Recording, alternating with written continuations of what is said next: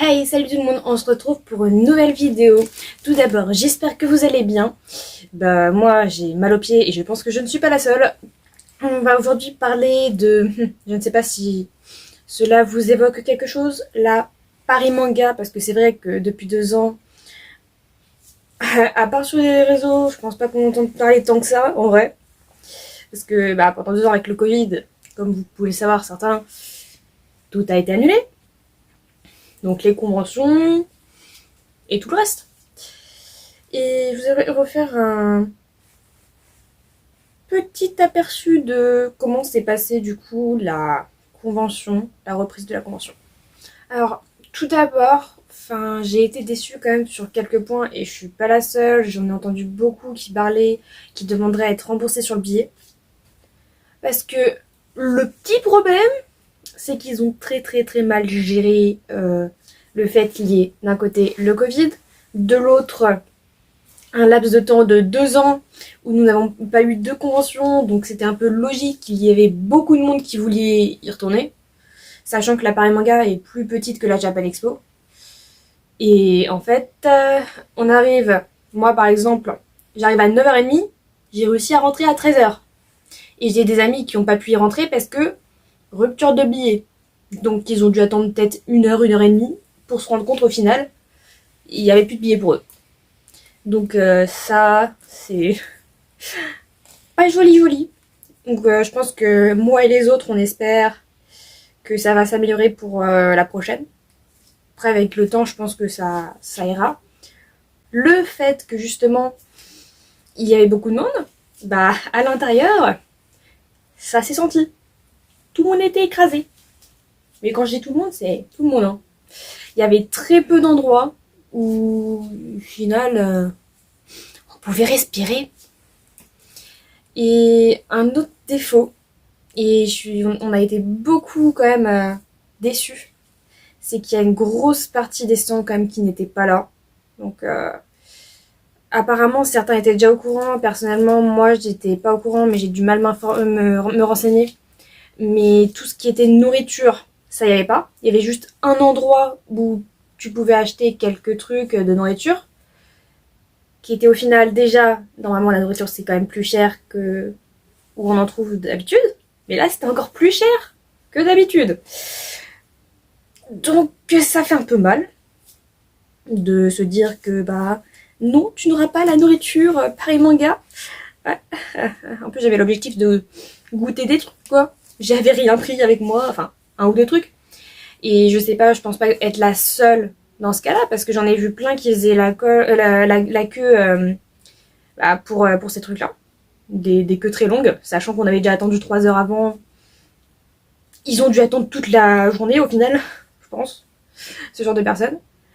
Et sinon, après, en soi, c'était comme d'habitude, mais il manquait quand même beaucoup de stands. C'était vraiment petit point négatif. Sinon, personnellement, je me suis acheté 2 sacs. Donc, c'est 1 €, 20, si seulement, 20 € le grand sac, 30 les deux. Donc, franchement, avec du recul, je te le dis, ça vaut quand même mieux d'en acheter 2. C'est donc ce genre de grand sac. Je trouve très beau. Je sais pas si vous connaissez ReZero. J'ai son cosplay à elle.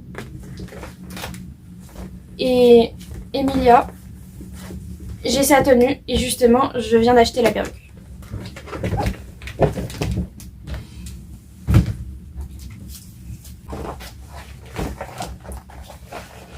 Et du coup, le deuxième, qui ne connaît pas ça? Assassination Classroom, c'est tellement bien. Ceux qui connaissent, ils comprendront. C'est tellement bien avec Monsieur Koro. Est-ce qu'il y a Madame Pouf? Ils ont... Ah, si, elle est là. Madame Pouf. Et du coup, je me suis acheté 2 petites wigs parce que j'étais pas inspirée par les figurines. D'habitude, je m'en achète toujours une à moins de 30 €. Parce que je me dis qu'il y en a quand même des très belles qui sont à moins de 30 €. Alors que... comment dire que... Je sais pas si vous connaissez Kuroko Basket. Mais... justement, Kuroko, en question, Il y a une fois où il avait une figurine juste comme ça, simple, avec un ballon pour 60 balles, alors qu'à côté, t'as une figurine très belle avec beaucoup plus de motifs, pour moins cher. Je comprends pas forcément tout le temps leur dosage de prix. Du coup, je me suis acheté, comme je vous ai dit, la petite perruque de Emilia, donc dans ReZero.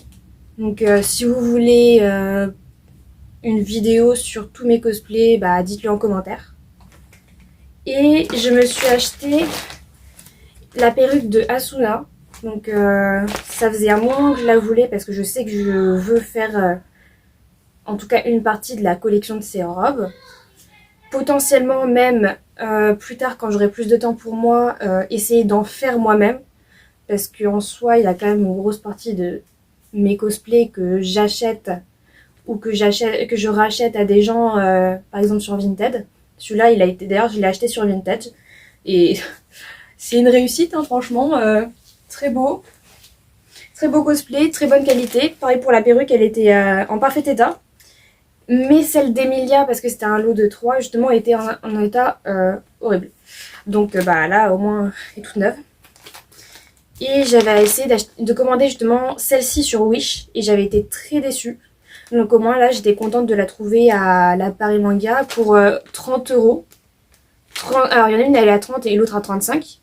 Sauf que bah ça a l'air d'être quand même de la qualité. C'est pas... Enfin, j'avais, pour vous dire, c'est que ma première perruque, c'était une perruque à 10 €. Les perruques de soirée.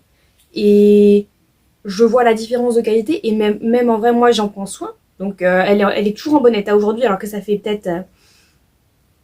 bah du coup, presque minimum 4 ans, je pense que je l'ai. Et elle est toujours en très bon état. Et du coup, celle-ci, elles ont l'air d'être de bonne qualité. Et au moins, je suis sûre à quoi elle ressemble. Parce que sur Wish, c'est justement le petit bémol. Tu sais jamais à quoi t'attendre. Et du coup, petit plus, par rapport justement à la nourriture, il y avait, je sais pas si je l'ai déjà dit, mais il y avait quand même quelques trucs, vraiment pas grand chose.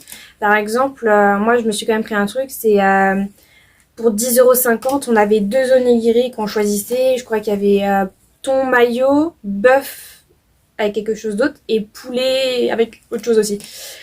Et une boisson à côté. Après, il y a aussi des Pokébox, je crois. Il y avait des sortes, je sais plus comment ils les appellent, mais c'est comme des wraps coupés, je dirais. Roulés comme au McDo. Et enfin, il y avait quelques trucs, quoi. Mais ça manque. Je pense que certains me comprendront. Surtout que moi, je voulais goûter à plein de nouveaux trucs qu'on ne peut pas goûter à côté de chez nous. Alors qu'un sandwich chez Paul ou je sais pas quoi, parce que justement, il y avait ça, ou McDo à côté, on peut le faire toute l'année. C'est ça qui vraiment brise un peu le cœur. Salut, bisous. On se retrouve la prochaine fois. À plus. Stop. Attendez. J'ai oublié de dire un petit truc. Parce que du coup, moi, enfin, comme j'étais toute seule, au bout d'un moment, je me suis un peu ennuyée, vu que, comme je l'ai dit, il n'y a pas trop de temps. Et je voulais vous parler d'un petit truc, c'est que moi, en fait, en fonction, enfin, je me suis renseignée pour mes écoles, vu que je suis en terminale, et j'ai rencontré l'association Epitanime. Et justement, je voulais en parler parce qu'elle était là-bas, justement, à la Paris Manga. Elles y vont à chaque fois pour les conventions. Et enfin, n'hésitez pas à y faire un tour parce que c'est super bien quand même. Moi, enfin, déjà, les encadrants sont super sympas et moi, j'ai discuté avec eux pendant un petit moment. J'avais même plus envie de partir. Je voulais partir avant, mais après, quand j'étais en train de discuter avec eux, j'avais envie de rester. Mais enfin, du coup, moi, j'ai joué au Go. Donc, voilà, on peut jouer au Go. On a aussi les échecs en japonais et plein d'autres jeux typiquement japonais. Donc bah, si ça vous intéresse, n'hésitez pas à passer bah, à leur stand, à essayer de jouer. Bah, moi je trouve ça super quand même parce que si on aime le Japon et qu'on veut découvrir un peu les jeux, etc., ça donne un petit plus. Surtout que moi le Go, j'avais connu ça, je sais pas si vous aurez la référence, mais j'avais voulu essayer de jouer au Go quand il y a un moment, quand j'étais plus petite, parce que j'avais regardé l'animé Hikaru no Go, justement. Donc ça m'avait donné envie. Et Du coup, bah, je vous conseille d'aller le voir. Si j'y arrive, je vous mettrai le logo ici. Et peut-être à la limite, je demanderai, mais je mettrai peut-être le lien en description. J'ai oublié de vous dire, du coup, moi personnellement, je pense que la Japan Expo, j'aimerais bien y aller parce que de toute façon, Japan Expo, c'est beaucoup mieux organisé. Il y a les traits par terre. Pour ceux qui y sont déjà allés, ils verront ce que je veux dire. Mais enfin, c'est beaucoup mieux organisé, donc je pense que j'irai. Et aussi, les halls sont. C'est beaucoup plus vaste. T'as beaucoup plus de place. Et je pense que du coup, il y aura tout. Enfin, j'espère que du coup que le Covid, on prie tous pour que le Covid parte. Pas que pour ça, parce qu'au final, il y en a qui s'intéressent pas forcément aux conventions, mais pour un peu de tout, parce que enfin, ça commence vraiment à énerver tout le monde. Après, le port du masque, ok, c'est quelque chose, il faut faire attention, mais on doit faire attention en continu habituellement, mais stresser et se dire que enfin, tu peux soit mettre quelqu'un en danger, soit être en danger toi-même, parce que même quand t'es vacciné, t'as pas 0% de chance. C'est chiant quoi. Il y en a, ils vivent plus tellement. Donc voilà. Bon allez, bisous.